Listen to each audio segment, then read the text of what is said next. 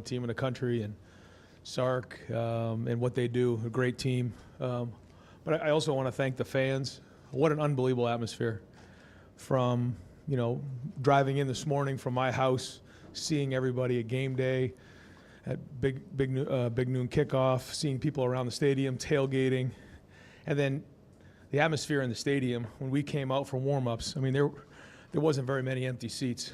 And for a noon kickoff, to have that many people in the stadium was amazing. And so for an atmosphere like that, week one, to bring everybody together was great for our team. And I think it made a huge difference in the fourth quarter. So I want to thank, I say all the time, it takes everybody. And the fans certainly brought it today. And man, I'm just proud of our guys. Just a gritty win to start the season. All righty, we'll start here in the front row with Tim May. Tim, go ahead, Ryan, lead you us said off. all week, all that matters is the win, right? And number one, you got that accomplished. Like you said, it was a nitty-gritty game. But number two, how did Julian Sayin handle the pressure? He seemed pretty poised out there. I agree. I said in the locker room, I thought he handled himself well. I thought he took care of the ball, made some throws when he needed to. A couple times when it wasn't there, he did not force it. Could we have opened it up more in the second half? Yeah, but I thought Brian called an unselfish game. I thought the defense was playing well. When we got the ball back on the 10-yard line there with 8 minutes to go, we ended up running off about 4 minutes off the clock. And we thought that was important. We talked about it this week. In week one, we can't beat ourselves. We wanted to let them beat us. And, for a first-time starter, you just don't want to put them in that situation. So hindsight says we did the right thing, but you're never too sure. But I thought the drive that the offense had there in the first half, I think we ate up 8 minutes off the clock, which was part of the game plan, because we wanted to keep their offense off the field, and then to finish it with that 4th and 1 was big, and then the play by Carnell. But the story of the game was the defense. Matt, I thought, put a good game plan together. The coaches put a good game plan together, but the grittiness of our guys running around. There's a lot we can build on here, a lot we have to improve on. The team you see right now will not even be close to the team you see halfway through the season or at the end of the year, but it certainly makes the corrections a lot easier to make after a win against a top 5 opponent like this. We'll go right over here to the right, Spencer Holbrook. Ryan, I know that you don't look at it in terms of validation, but with Matt and the way that his defense performed today, what were just general thoughts on how great they were? And does it kind of show, I kind of made the right move here, bringing Matt in? Well, we have to prove ourselves every time we're in that arena. So that's just what you do. When you stop feeling like you have to prove yourself, then you stop improving. And so that's the way we feel. But all that being said, I know what kind of a coach Matt is because I see him every day. You guys don't. So that's the thing about football.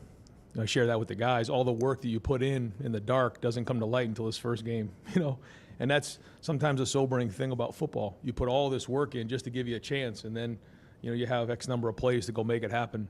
But that's what competitive excellence is. And again, a great start. I thought the game plan was excellent, but the buy-in is what's most important. Plays are plays, scheme is scheme. But what matters is the guys and the Warriors on the field, believing in it and the work that's put in. I can't tell you how much time Larry Johnson and James Laurinaitis and Matt and Tim Walton. How about the DBs and Jermaine and IGB making that play down there on the end zone? These guys, they work their tails off to prepare their players and to grade out a champion to do their job. And a lot of guys did their job. Again, was it perfect? No. There's a lot of things that we got to improve on, a ton. But at least we have a starting point. All right, we're going to go over here to the right for 2 questions. First one to Patrick Murphy and then to Jake Trotter. Patrick, go ahead. Ryan, you said a couple times there's stuff to improve on. Is one of the higher up things getting the run game going a bit more?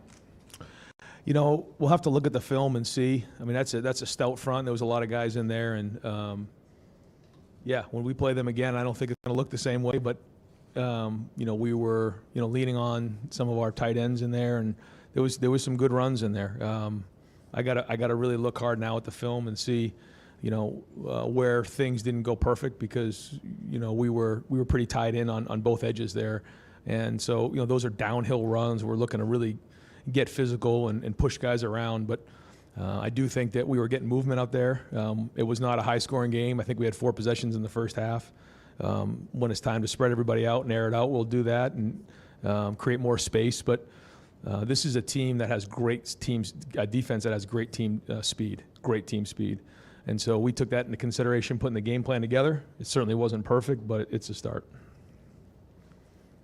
Yeah, Ryan, the fourth down stops were a big difference in this game. What does that say about your defense, especially with so many new starters going forward? Situational football becomes big, and when you're huddling and slowing the game down, sort of like we are, that means the situations become more and more critical. And understanding what that is and spending time on these situations is what we do, and making sure that we're prepared for them. But you got to go do it. And every time you get a fourth down stop, it's like a turnover.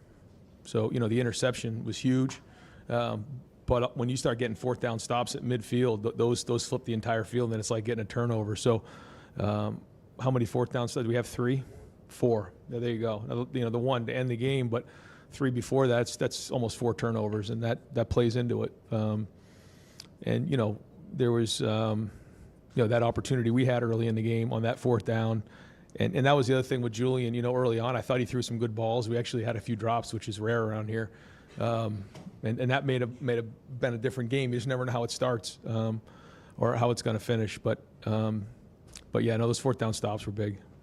Okay, we're going to go over here to Austin Ward. Before we do that, we're going to send Carnell Tate and Luke Montgomery to the back. So if you'd like to talk to Carnell and Luke, they'll be in the back. We'll go over here to Austin Ward. Mentioned the drops, and so Julian's numbers obviously could have looked a little bit different early. I want to pair that with the idea that you said that by the middle of this season that the offense is going to look much different. How much going into this game for Julian's first start, the talent of Texas, how much could you have reasonably put him out there to execute at this point? How much further is there to go? Because I imagine it's quite a lot. Yeah, a ton. But I thought I was impressed with his poise. He had a good look in his eye, and what he was saying and what he was seeing was exactly what was going on. That's a great sign. I remember CJ's first start. I remember Justin's first start. And when I mean first start, like, in big games. Dwayne, Kyle, Will was different because he'd played a lot of football. But when you have that first start and you're out there, there are so many things to take into consideration. When you're the quarterback at Ohio State and you're playing number 1 Texas against one of the top defenses in the country, which we have a tremendous amount of respect for, like, the one thing we didn't want to do and I didn't want to do was put him in a bad spot. It's just not fair to him. Now, coming out of it, quite honestly, I think he probably could have handled it, but we weren't going to do that because we know it's a long season, and that was the decision that was made, and so we'll go from here. Okay, we got time for a couple more. We'll go over here to Bill Rabinowitz. Ryan, this team has said from the start that they were not defending national champions. This was a whole new team. Yeah. What kind of a statement do you think you made today? Well, we said that we want to set the tone. When you start a season, you want to set the tone for the season. And there's a lot of guys who are stepping into roles for the first time ever. And for these guys to step in and really have a great energy about them, I thought they were poised. I thought the moment was not too big for them. And maybe just because of the run that we went on last year and those guys being in those games, or even for the guys who weren't being a part of it, like take a guy like Devin Sanchez who played today. He was with us for those 2 weeks, so he saw what it was like. I don't think those guys batted an eye. Peyton Pierce played well. I got to watch the film and see, but there was good play across the board, and it's a reference point as we move forward for the first game of the year. When I looked at the schedule and I said, okay, you open up with Texas at home with a freshman or with a young quarterback, it was like, okay.